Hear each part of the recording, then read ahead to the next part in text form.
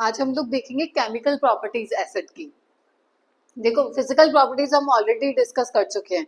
अब हम लोग देखेंगे केमिकल प्रॉपर्टीज, मतलब एसिड केमिकली किस तरह से रिएक्ट करता है, बाकी मतलब मेटल के साथ कैसे करता है, बेस के साथ क्या प्रॉपर्टी शो करता है। तो एक एक करके हम लोग डिस्कस करते हैं। पहला देखना है हमें रिएक्शन विद मेटल, मतलब एसिड की रिएक्शन जब हम मेटल के साथ कराते हैं तो क्या बनता है। देखो जनरल रिएक्शन क्या है, एसिड की रिएक्शन जब मेटल के साथ कराते हैं तो हमारा सॉल्ट और हाइड्रोजन गैस रिलीज होती है। ठीक है, ये जनरल फॉर्म है आपकी। किसी भी एसिड की रिएक्शन अगर मेटल के साथ कराओगे तो एक तो सॉल्ट बनेगा आपका और एक हाइड्रोजन गैस रिलीज होगी। अभी एग्जांपल देखते हैं, जैसे HCl। HCl क्या होता है? Hydrochloric acid. इसकी रिएक्शन कराई हमने मैग्नीशियम मेटल के साथ। अब हमें ये पता हाइड्रोजन गैस तो निकलेगी, तो हमने H2 लिख दिया और ये ऊपर की साइड एरो क्या लगाया, इसका मतलब क्या होता है? गैस। जैसे CO2 हो गया, H2 हो गया, तो जो गैसेस की फॉर्म में है उसको हम ऐसे ऊपर एरो से शो करते हैं। ठीक है, तो ये हाइड्रोजन गैस तो निकलेगी और हमें पता साथ में एक सॉल्ट बनेगा। अब देखो Mg और Cl है, ये दोनों मिलके क्या बना लेते हैं? MgCl2। देखो ये Mg, ये Cl, ये हम लोगों ने 9th में सीखा था ना। इसके ऊपर क्या चार्ज होता है? -1, इस पे +2। ये क्रॉस मल्टीप्लाई करा तो क्या आ गया आपका? MgCl2। ठीक है, ऐसे ये सॉल्ट बन गया आपका। एक और एग्जांपल देखो, ये एसिड ले लिया HCl, मेटल ले लिया जिंक। हाइड्रोजन गैस बनेगी हमें पता है जनरल फॉर्म से। सॉल्ट कौन सा बनेगा? जिंक के साथ क्लोरीन की, जिंक क्लोराइड।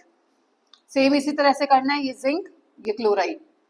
Cl के ऊपर चार्ज क्या होता है? -1, Zn पे +2। ये माइनस और प्लस हम कंसीडर नहीं करते, फिर ये क्रॉस मल्टीप्लाई कर दिया तो क्या बन गया? ZnCl2, जिंक का क्लोराइड। आपको पेपर में क्वेश्चंस किस तरीके से आते हैं? दे देंगे HCl + Zn, एरो लगा के क्वेश्चन मार्क बना के दे देंगे ऐसे कि भाई बताओ प्रोडक्ट क्या बनेगा। तो आपको ध्यान रखना, किसी भी एसिड की रिएक्शन मेटल से कराएंगे, एक तो सॉल्ट बनेगा और साथ में हाइड्रोजन गैस रिलीज होगी। ये तो था जब हम मेटल के साथ रिएक्शन कराते हैं। इसके बाद हमें देखना है रिएक्शन विद बेस, मतलब जब एसिड बेस के साथ रिएक्ट करता है तो क्या बनता है। सबसे पहले तो नाम बताओ इसका, ही हमने फर्स्ट चैप्टर में भी पढ़ा था कि जब एसिड की रिएक्शन बेस के साथ कराते हैं तो वो कौन सी टाइप की रिएक्शन कहलाती है? सोचो कौन सी होती है एसिड की रिएक्शन बेस से कराने पे? Neutralisation reaction. ध्यान रखना इसको, क्या बोलते हैं इसको? न्यूट्रलाइजेशन। ये फर्स्ट चैप्टर में हम ऑलरेडी पढ़ चुके हैं। न्यूट्रलाइजेशन रिएक्शन भी इसी को बोला जाता है। जब एसिड की रिएक्शन बेस के साथ कराई, न्यूट्रल हो गया, बैलेंस कर दिया हमने। एसिड बेस के साथ रिएक्शन कराई तो सॉल्ट और वाटर बनता है साथ में। ठीक है, अब सिंपल एग्जांपल देखते हैं। बेस जैसे हमने ले लिया NaOH, सोडियम हाइड्रोक्साइड। एसिड क्या ले लिया? HCl। अब हमें पता है वाटर तो बनेगा ही बनेगा, तो H2 तो पहले ही लिख दो। अब सॉल्ट बनाना है एक, ये देखो ये H2, ये OH और ये H, ये यहाँ से बाहर निकल गया, तो बाकी क्या बचा? Na और Cl। ये NaCl आपका सॉल्ट बन गया। ठीक है, सिंपल था। अब एक चीज और ध्यान रखना, ये ऐसे हीट हीट भी रिलीज होती है इसमें से। और याद करो जिसमें हीट रिलीज होती है वो कौन सी रिएक्शन होती है? एक्सोथर्मिक या एंडोथर्मिक? ये सारी चीजें हम लोग फर्स्ट चैप्टर से पढ़ के आए हैं ऑलरेडी। तो ध्यान रखना, जिस भी रिएक्शन में हीट रिलीज हो रही है या एरो के इस साइड में लिखी गई है, वो कौन सी रिएक्शन होती है? एक्सोथर्मिक। बताया था ना, थर्म का मतलब हीट, एक्सो मतलब एग्जिट, बाहर निकलना। तो न्यूट्रलाइजेशन एक रिएक्शन एक एक्सोथर्मिक टाइप की रिएक्शन है। ठीक है, तो ये हमने पहले देखी मेटल के साथ, फिर देखी हमने बेस के साथ।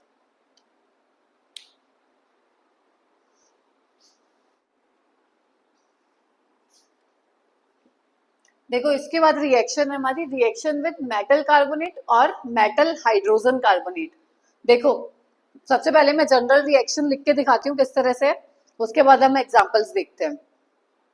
चाहे आप मेटल कार्बोनेट ले लो या फिर मेटल हाइड्रोजन कार्बोनेट, इसकी रिएक्शन अगर आप एसिड के साथ कराते हो तो 3 प्रोडक्ट्स बनते हैं। एक तो सॉल्ट बनेगा उसका, एक वाटर और एक CO2, ये 3 आपको प्रोडक्ट्स मिलेंगे। तो ये आपको जनरल रिएक्शन याद रखनी है। ठीक है, सॉल्ट बनेगा, H2O बनेगा और CO2 बनेगा। अब एग्जांपल देखते हैं। देखो एसिड में हमने ले लिया HBr, हाइड्रोजन ब्रोमाइड, और ये Na2CO3, ये क्या है? सोडियम का कार्बोनेट, यानी मेटल कार्बोनेट, सोडियम कार्बोनेट। ठीक है, क्या बना? ये NaBr के साथ रिएक्ट करके NaBr, और ये दोनों तो बनेंगे हमें पता है, ये तो फिक्स ही है, H2O और CO2।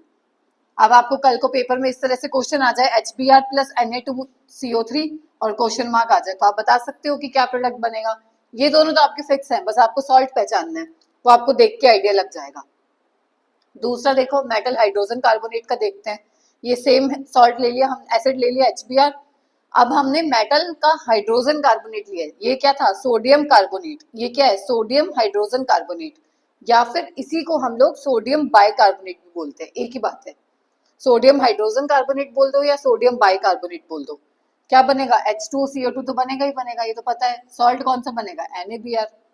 अब ये ऐसा लिख के क्वेश्चन मार्क आ जाए तो आप लोग बता सकते हो देख के, अगर आपको जनरल रिएक्शन जनरल फॉर्म पता है इसकी, ठीक है। तो आपको सबकी जनरल फॉर्म पता होना चाहिए कि जब एसिड बेस के साथ रिएक्ट करता है तब क्या बनता है, मेटल के साथ रिएक्ट करता है तब हाइड्रोजन गैस रिलीज होती है, मेटल कार्बोनेट या मेटल हाइड्रोजन कार्बोनेट की रिएक्शन कराते हैं तब सॉल्ट CO2H2 ये प्रोडक्ट्स बनते हैं। तो आपको जनरल रिएक्शन सबकी याद रखनी है, फिर कोई भी क्वेश्चन आ गया आपका इस तरह से रिएक्शन बनाने वाला तो आप इजीली बना पाओगे, ठीक है। ये था हमारा मेटल कार्बोनेट या मेटल हाइड्रोजन कार्बोनेट, या फिर इस हाइड्रोजन की जगह आप बाइकार्बोनेट भी लिख सकते हो, एक ही बात है, ठीक है।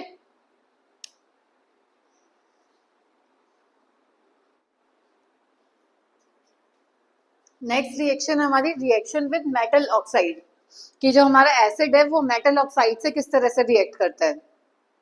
जनरल रिएक्शन क्या है, मेटल ऑक्साइड की रिएक्शन अगर एसिड्स के साथ कराते हैं तो क्या बनता है, सॉल्ट और वाटर। बस आप लोग ध्यान रखना, ज्यादातर सब में वाटर तो बनता ही बनता है, सॉल्ट भी बनता है, बट जो मेटल वाला केस था ना, रिएक्शन विद एक्टिव मेटल, उसमें हाइड्रोजन गैस रिलीज होती है, तो थोड़ा सा ध्यान रखना, मेटल वाले में हाइड्रोजन रिलीज होती है, बाकी ऑलमोस्ट सब में वाटर रिलीज होता है, ठीक है। इसमें कंफ्यूजन रहता है बस कि वाटर किस में रिलीज होगा और H2 किस में, तो मेटल वाले केस में H2, बाकी सब में वाटर। कि मेटल ऑक्साइड की रिएक्शन एसिड से कराया तो सॉल्ट एंड वाटर। अब एग्जांपल देखते हैं, मेटल ऑक्साइड मतलब किसी भी मेटल का ऑक्साइड, ये मेटल कौन सा है, कैल्शियम।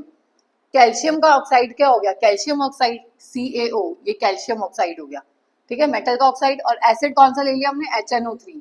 HNO3 कौन सा होता है हमारा, नाइट्रिक एसिड। अब हमें ये पता है वाटर तो निकलेगा ही, तो ये तो पहले ही लिख दो।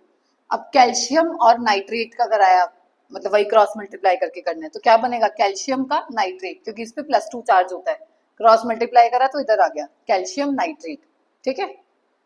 अगला देखो, अब हमने लिए कॉपर मेटल है, उसका ऑक्साइड लिया तो कॉपर का ऑक्साइड, कॉपर ऑक्साइड।